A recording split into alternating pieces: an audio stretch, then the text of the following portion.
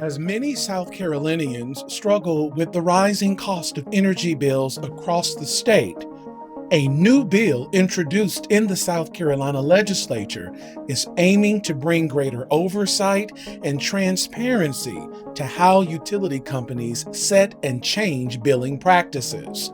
The legislation, House Bill 5282, the Utility Billing Accountability and Consumer Protection Act, was introduced in February and is currently being reviewed by the House Committee on Labor, Commerce, and Industry.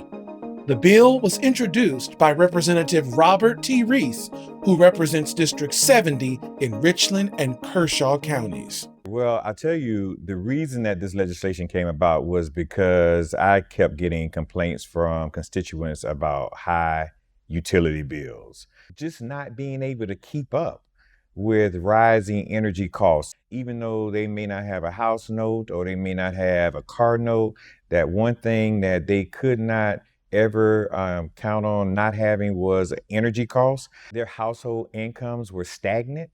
And not increasing. It just seems like the energy bills were just constantly rising. It means that they may often have to go in lieu of some other things that they have to pay. Sometimes it's medicine, sometimes it's food, sometimes it's their phone bill, and then they wind up juggling these bills. And so that was kind of the impetus around this particular piece of legislation.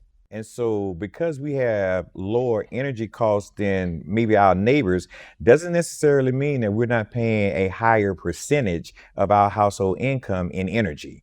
And one of the things that I've asked, particularly in this audit section of this bill, is to really get an idea of how many residents in the in the state of South Carolina are losing their electricity, and for how long is that electricity off? Is it because of arrears? Because what happens is when the energy companies now make a case for rate increases, these things about how many citizens have had their electricity cut off, for how long of a period have they had their electricity cut off? These things aren't known to the public service commissioners when they are evaluating these rate increases. But you're always going to be paying energy costs. And if we allow the utility companies to just have carte blanche ability to be able to change the billing systems whenever they want to, we're going to find ourselves subjugated to those utility companies and not having much of a control of how much of our household incomes is going towards energy.